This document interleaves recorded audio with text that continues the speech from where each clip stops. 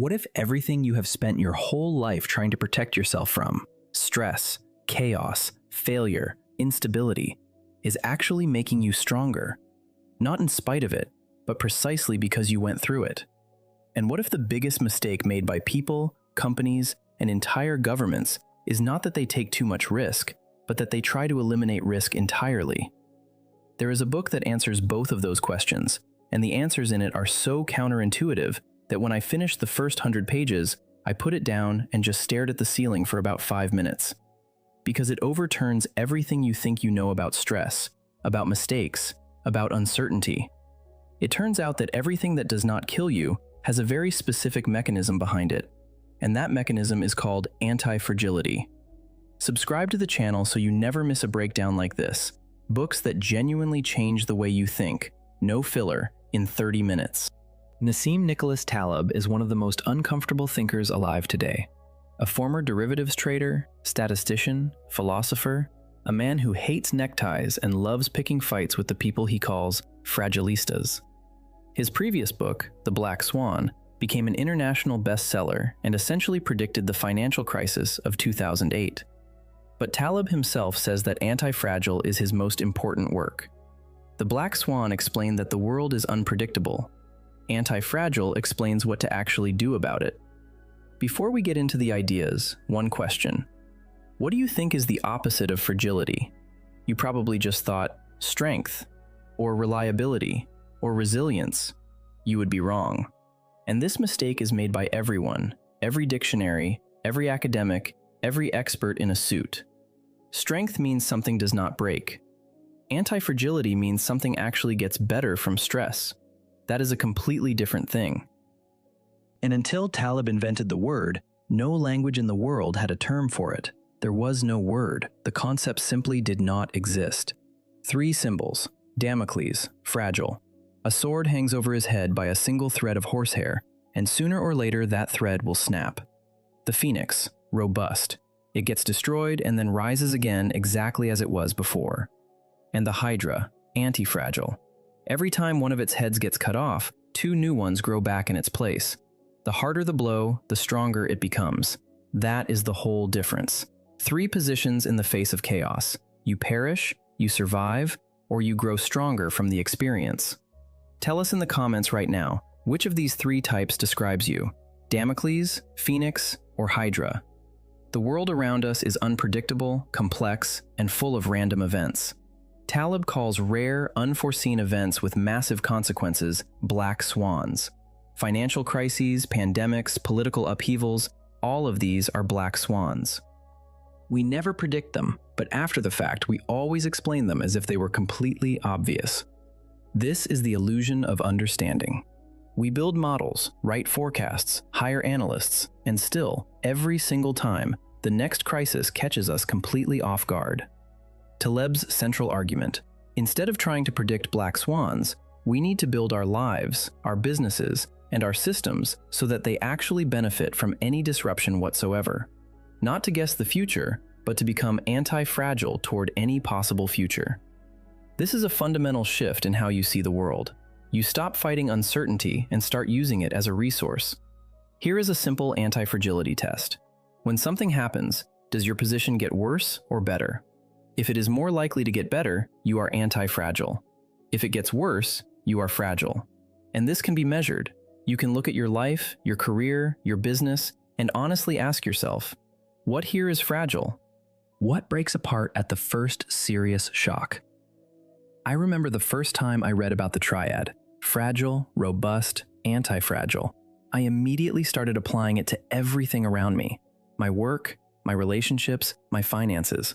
And it was uncomfortable, because you start to see just how much in your life is fragile. How many things depend entirely on the assumption that nothing bad will ever happen. Now let us talk about the most important mechanism of anti-fragility. It is called overcompensation. When you lift weights, your muscle fibers sustain tiny micro tears.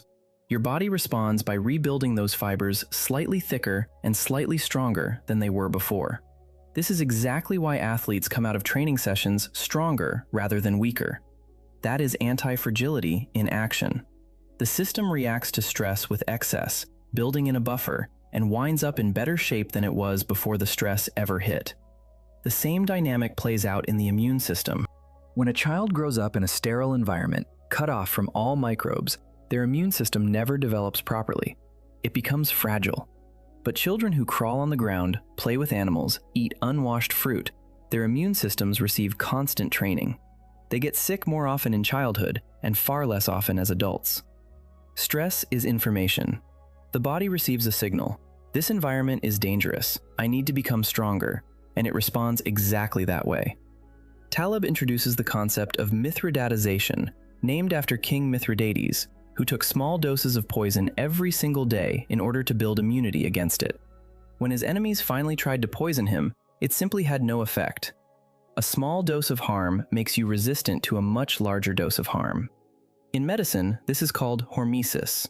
Small doses of a toxic substance stimulate the body by activating its defense mechanisms. Too little stress, nothing happens. Too much, it destroys you. The right dose, it makes you stronger. This principle operates everywhere, in economics, in culture, in evolution. Species that have endured repeated trials, droughts, ice ages, fierce competition, are far more robust than those that have lived in comfortable, ideal conditions throughout their existence. Antifragility is not simply resilience. It is the ability to extract information from each blow you absorb and come out better on the other side. Now, one of the most critical sections of the entire book. Taleb explains why the modern world is systematically making us fragile. The reason is that we work too hard to eliminate all stress and all instability from our lives. We think stability is good, that we should smooth out volatility, flatten everything out, make every outcome predictable. But this is a deadly trap. When we eliminate small fluctuations from the economy, we do not make it more stable. We are accumulating pressure that will one day release itself in one enormous explosion. Think of a river held in a perfectly steady channel by dams and levees. There are no small seasonal floods, but when the dam finally breaks, the disaster is catastrophic. Wildfires work exactly the same way.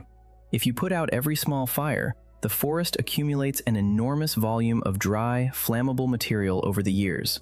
And when fire finally does break through, it destroys the whole forest at once. This is precisely what happened with the financial system before the crisis of 2008. Decades of apparent stability, suppressed volatility, and widespread confidence that the risks were firmly under control, and then a collapse that hurt millions of people across the country. The regulators were trying to eliminate instability, and in doing so, they were actually stockpiling it. They were hiding fragility, not destroying it. Tell us in the comments, do you know of examples where trying to remove risk ended up creating far bigger problems? From your own life, from business, from history? Taleb introduces a vivid term, the fragilista. This is a person who causes harm while sincerely trying to help. They intervene in complex systems using simple tools and break what was working perfectly well on its own. The fragilista doctor prescribes antibiotics for every minor sniffle and creates drug-resistant bacteria. The fragilista politician tries to manage the economy the way you would run a washing machine and destroys its natural self-regulating mechanisms. The fragilista parent shields their child from every conceivable difficulty and raises a person who cannot cope with reality. The defining trait of the fragilista is that they bear no personal responsibility for the consequences of their decisions. The doctor writes the prescription, the patient suffers the side effects. The banker takes the risk, the depositors absorb the losses. The politician passes the law, the citizens pay the price for years afterward. This is what Taleb calls the absence of skin in the game. When you have no personal stake in the outcome, you make decisions irresponsibly. You capture the benefits of anti-fragility while other people bear the fragility. One of the book's most important ethical principles: do not be anti-fragile at the expense of other people's fragility. If you profit from other people's losses, that is not anti-fragility, that is parasitism. True anti-fragility means you personally carry the risk of your own decisions. This is why Taleb deeply respects entrepreneurs and has no respect for bureaucrats and bankers. The entrepreneur bets their own money. The bureaucrat bets other people's money. Now, the barbell strategy. This is one of the most practically useful tools in the entire book. A barbell has weight stacked on both ends with almost nothing in the middle. Picture a life strategy where 90% of everything you do is maximally safe and conservative, and 10% is maximally aggressive and speculative. No middle ground whatsoever. No moderate risk that feels safe but is actually the most dangerous territory of all. Here is how it works in finance. 90% of your money goes into the safest instruments available: treasury bonds, cash, anything that simply cannot go to zero.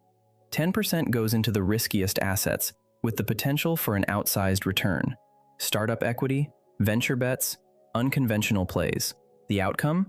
Even if the risky portion goes completely to zero, you lose at most 10% of your capital. But if it pays off, you win very big. Asymmetry in your favor. And you never put money into things that merely feel moderately safe, because that is exactly where real fragility hides. This principle reaches far beyond finance. In a career, keeping a stable job while building something of your own on the side is a barbell strategy. In health, eating extremely well most of the time and allowing yourself genuine occasional indulgences beats steady moderate overeating every single time. In creative work, 90% disciplined practice of fundamentals and 10% completely wild experimentation. Reject the middle. Commit to the extremes. The book's most essential concept is optionality. This means having the ability to act without the obligation to act. An option is the right to buy or sell something at a fixed price, but not a requirement. And Taleb says, in life, you want to maximize the number of options you hold, opportunities you can use when circumstances are favorable, and simply walk away from when they are not. Thales of Miletus was an ancient Greek philosopher whom his neighbors considered a useless dreamer. One year, he predicted a rich olive harvest and quietly leased all the olive presses in the region at a low price before the season began. The harvest was indeed abundant. Thales subleased the presses to eager buyers at a much higher price and walked away with a large profit. He did not know for certain there would be a good harvest, but he purchased an option, the right to profit enormously from the situation, with very limited downside if the harvest had been poor. Asymmetry is the key.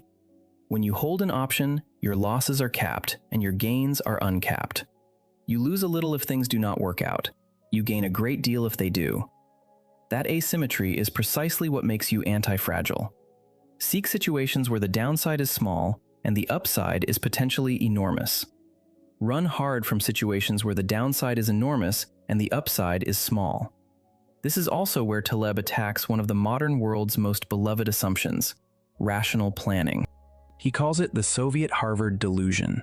The idea that if we plan everything, predict everything, and calculate everything, we will produce the best possible outcome. No, the world is far too complex for this. Real breakthroughs are accidental. Penicillin was discovered by accident. The internet grew in ways its creators never planned for. Aviation was born from the experiments of two bicycle mechanics, not from any government program. This hit me personally when I read Taleb writing about how the most important discoveries in history happened not by design, but entirely by chance. Penicillin, X-rays, Teflon, all of these were side effects of experiments heading in a completely different direction. I thought about a conversation I stumbled into years ago, completely unplanned, that changed my life far more than any carefully considered step I had ever taken. Randomness works. You just have to stay open to it. Trial and error, tinkering, open-ended experimentation. These are the true engines of progress, not academic plans and not government programs. Entrepreneurs willing to try and to fail have built everything that surrounds us, not university professors, not government departments. Taleb is fascinated by cities, and especially by small, competing city-states. Venice, Genoa, Florence, Amsterdam. These were the places where trade, banking, art, and innovation were born. Why? Because the competition between them created an anti-fragile environment.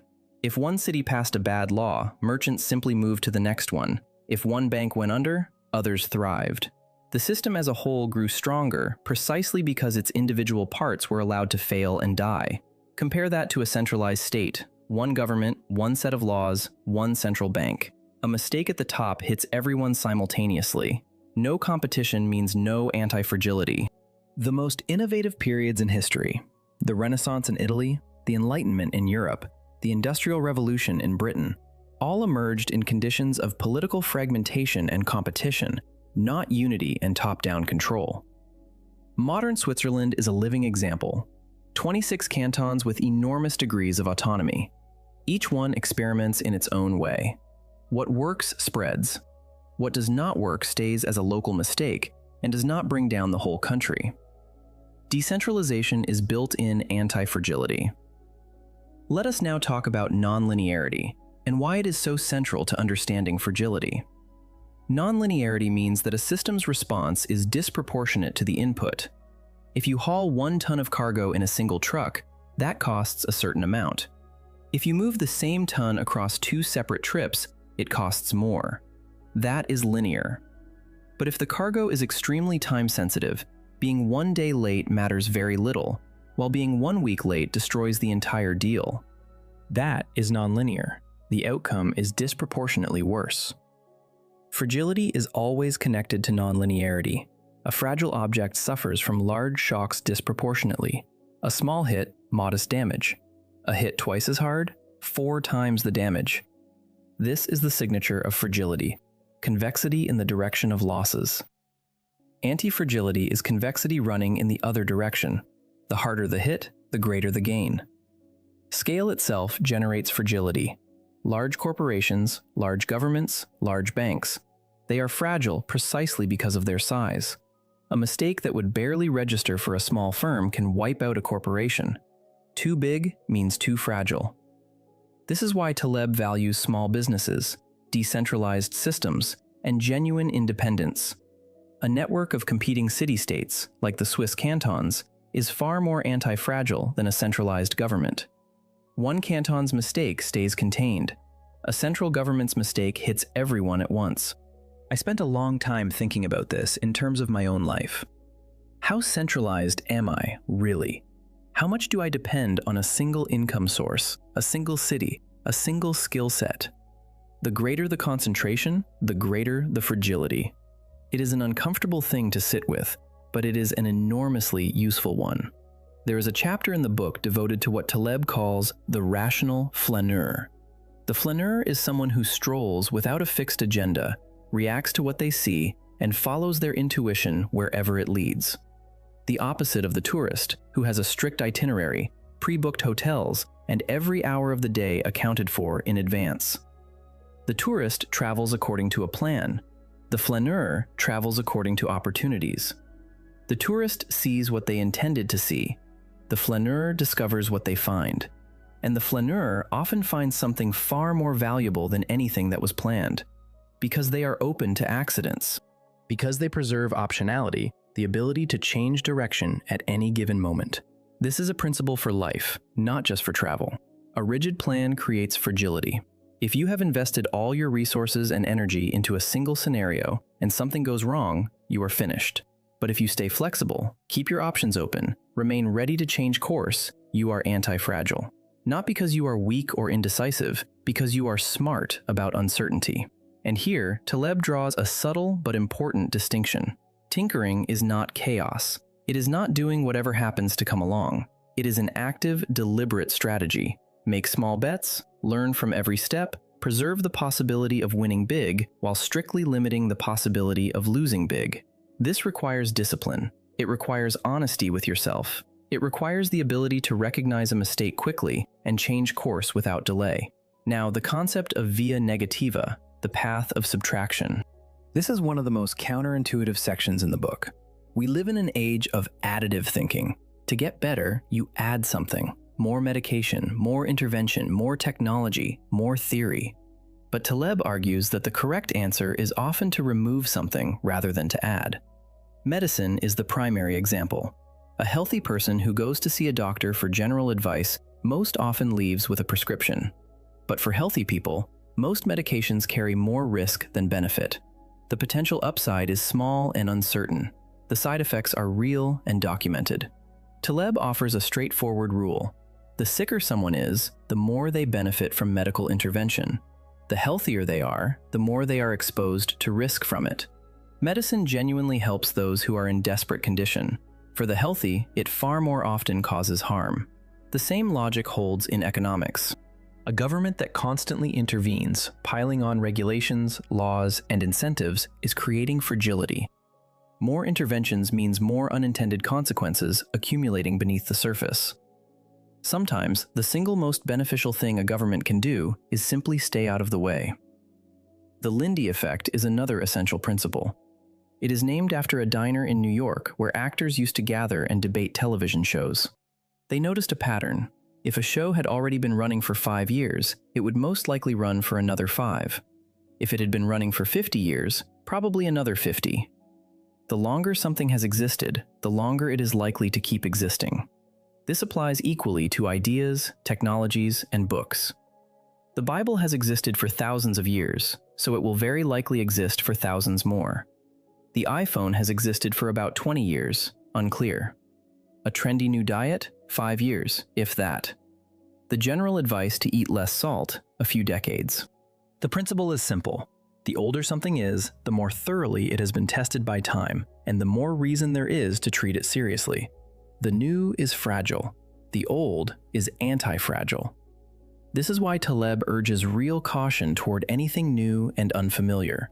Neomania is the disease of our era. We are infatuated with the new simply because it is new. The book's final major idea is the ethics of fragility.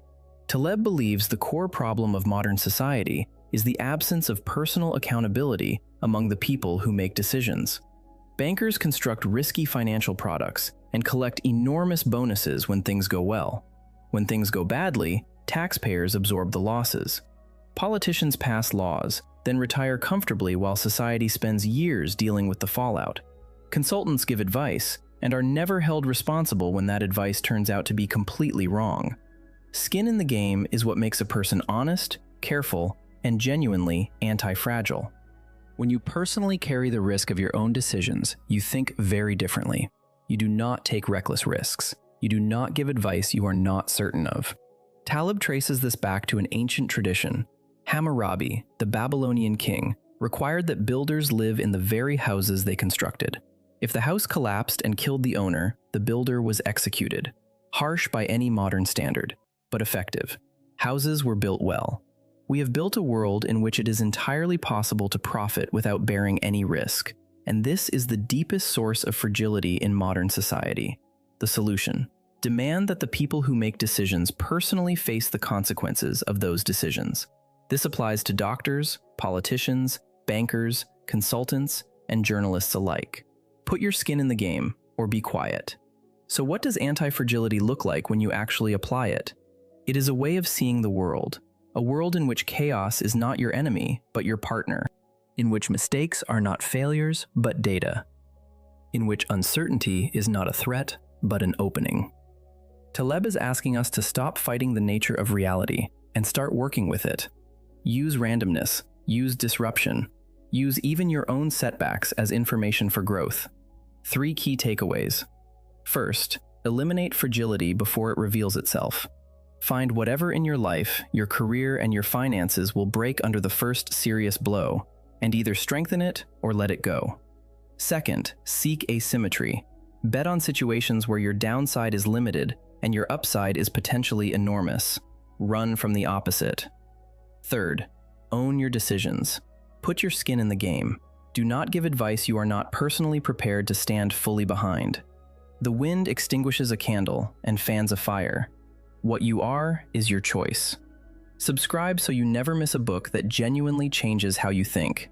Burning books is a crime, but not reading them is even worse. We fix that in half an hour.